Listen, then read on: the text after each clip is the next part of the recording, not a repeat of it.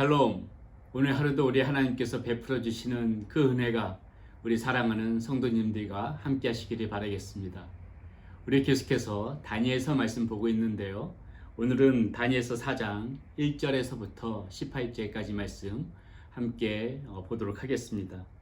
특별히 오늘 말씀을 통하여서 이 느부갓네살 왕의 문제점이 무엇인지 그것에 대해서 생각해 보는 시간 가질 테고요.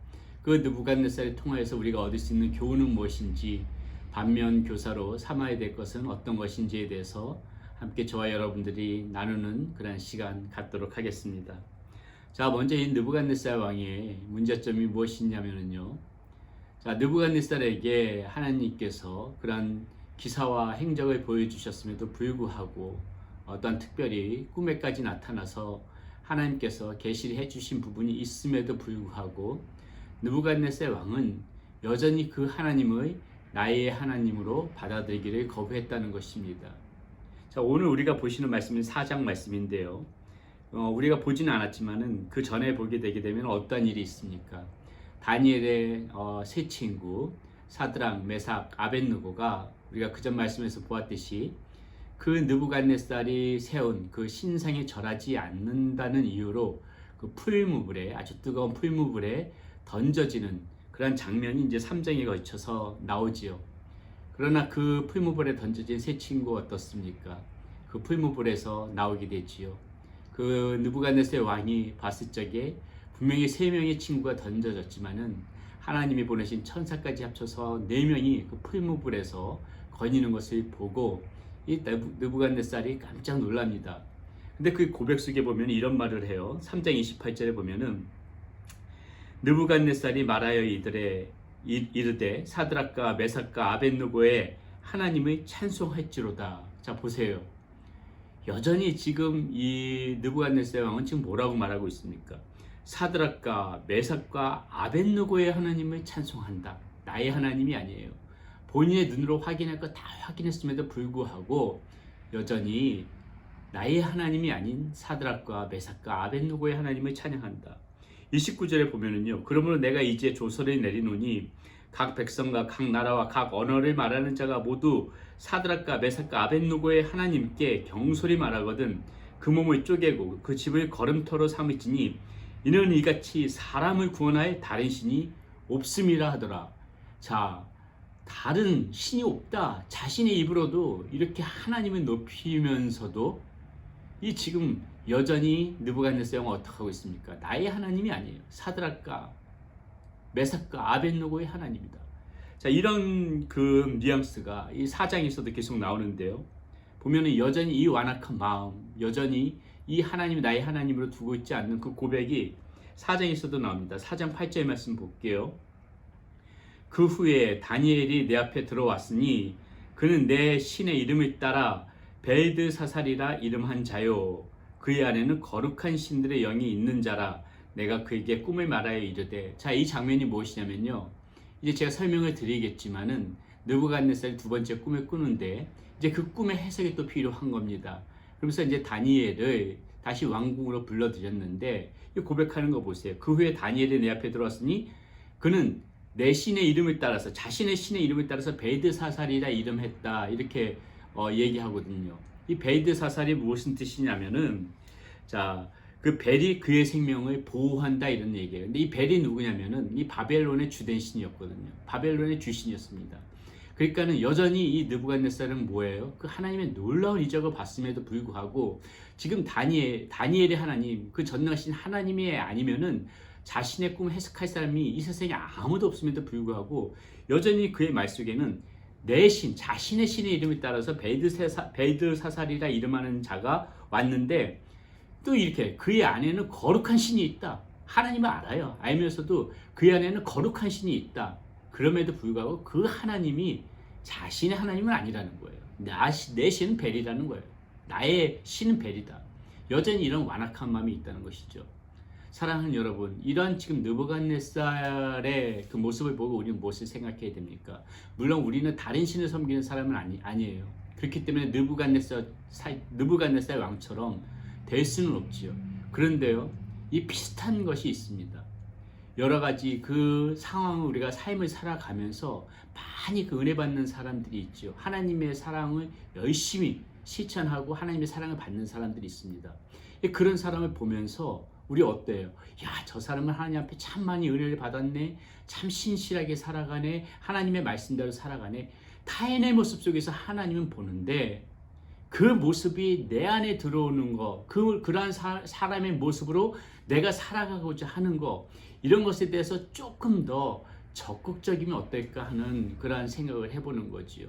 다른 사람이 은혜를 받은 것을 물론 정말 박수치고 기뻐해야 될 것은 맞지만은 그것을 마냥 부러워하는 것만이 아니라 저 사람에게 은혜를 주신 저 하나님의 은혜가 나에게도 임할 수 있도록 저 사람이 저렇게 은혜를 받고 하나님의 모습으로 살아가는 그 모습이 나의 모습이 될 수 있도록 정말 내 안에 주권자신 그 하나님을 더욱더 적극적으로 모셔드리고 그 하나님의 은혜가 나와 함께 거하고 다른 사람의 하나님이 아닌 나의 하나님으로서 그렇게 살아가는 모습이 우리한테 더 있으면 어떨까 그런 생각을 해보는 거죠.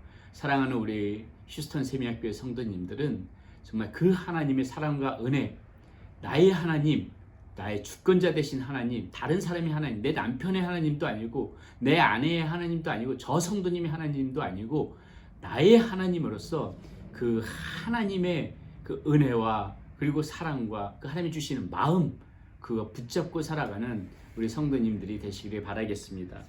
자, 이 느부갓네살 왕의 이 모습 중에서 또 하나 좀 우리가 보고 싶은 것은요, 이 굉장히 이 느부갓네살 이 자만한 모습, 아주 완악한 모습에 잘 표현되어지고 있는 부분이 있는데요. 4장 4절에 보면 이렇게 나옵니다. 나 느부갓네살이 내 집에 편히 있으며 내 궁에서 평강할 때에.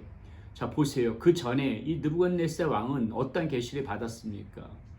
그 신상이 여러 모습을 한 신상이 이 다니엘이 해석을 했지 않습니까? 이것이 다 무너질 때 이 나라가 무너지고 계속해서 무너지는 모습들을 가르쳐 줬음에도 불구하고 이런 말씀의 계시를 받았으면은 더 바짝 긴장하고 어떻게 하면은 이 나라를 공고히 세울까, 무너지지 않고 하나님 말씀대로 살아가야 될까, 이것에 대해서 좀 고민해 봐야 되는데 어떻게 해요? 그런 계시에 하나님의 말씀 들었음에도 불구하고 금신상을 짓고 이제 그것도 모자라서 보면 뭐라 그래요? 느부갓네살이 자기 집에 편안하게 있으면서 어떻게 하면 이렇게 내 궁에서 평강하게 지낼까? 지금 이거나 고민하고 있다는 것이죠. 지금 이거나 고민하고 있다는 것입니다.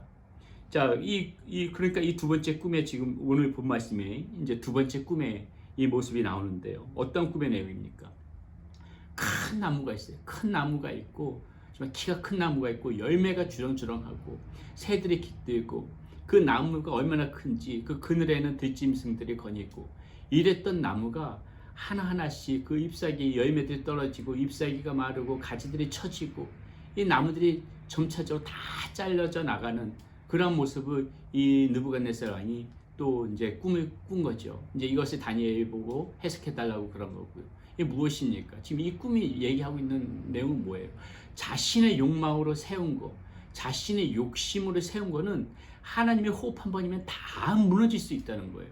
여러분, 오늘 우리가 이 느부갓네살의 모습을 통해서 반면교사로 삼고 내가 하나님을 잘 섬기지도 못하고 하나님 앞에 열심히지도 못하는데 모든 일들이 잘 풀려나간다? 여러분, 그거 축복 아닙니다. 그거 저주예요. 그거 저주입니다. 아, 내가 이렇게 하나님 앞에 간절히 매달리지도 않고 하나님 앞에 기도하지도 않고 하나님 말씀대로 살아가려고 하지도 않는데 왜 이들이 잘 풀려나간다? 아, 편안하구나, 평강하구나, 기쁘구나.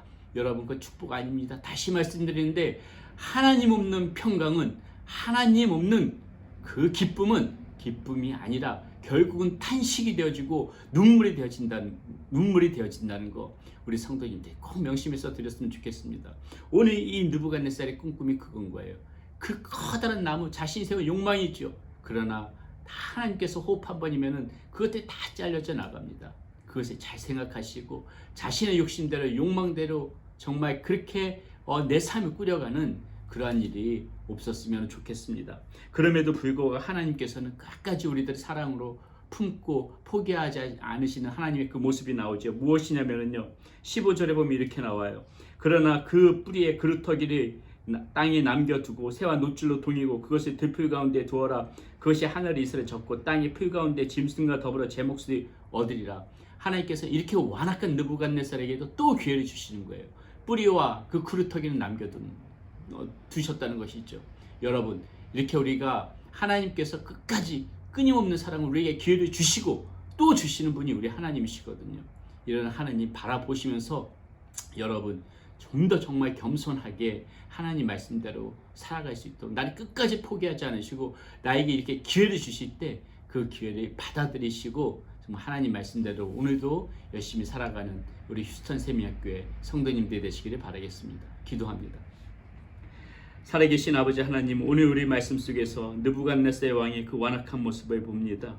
하나님께서 여러 차례 나타내 보이셨음에도 불구하고 그 하나님을 나의 하나님으로 모시지 못하는 그 완악함, 하나님께서 여러 가지 말씀으로 그 나라가 어떻게 될 것인지를 보여주셨음에도 불구하고 그저 평안하게 정말 평강을 추구하며 자신의 욕망을 포기하지 않는 그 모습, 하나님 이것이 우리의 모습이 되어지지 않게 하여 주시옵소서. 그럼에도 불구하고 하나님께서 우리에게 기회를 주시고 또 주시는데 하나님 그 기회를 놓치는 법이 없도록 하여 주시고 그 기회를 붙잡고 하나님 안에 들어와서 하나님 말씀대로, 하나님 말씀에 순종하며 주님의 뜻하는 대로 하나님께 살아갈 수 있는 우리 휴스턴 세미학교의 성도님들 모두 다 되어지게 하여 주시옵소서. 우리 주 예수 그리스도의 이름으로 감사하며 기도드렸습니다.